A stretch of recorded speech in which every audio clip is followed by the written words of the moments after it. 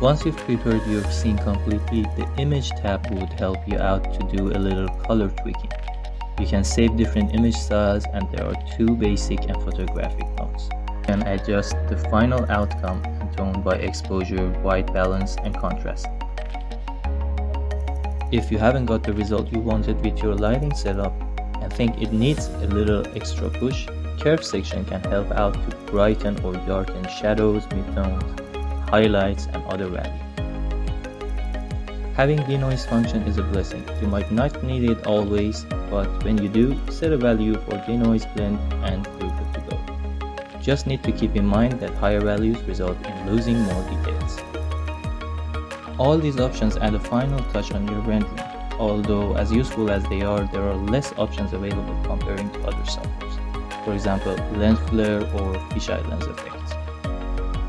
Based on my experience, if you want to use KeyShot for creating still images, you will never have any sort of problem. You can eventually find a way to optimize your scene and make it work. The amount of detail you can add to your model increases the realism so much that can stop people scrolling. But when it comes to animations, you would feel you're a little limited.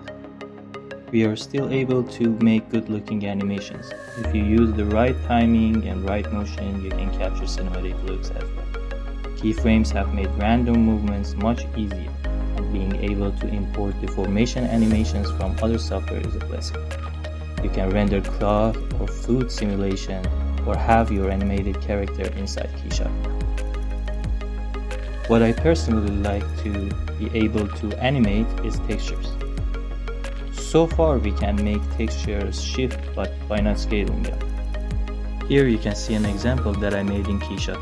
It took me a lot more time than I expected, but only if I could animate the values of my gradient texture, it would have been a work that could have been done in a couple of minutes.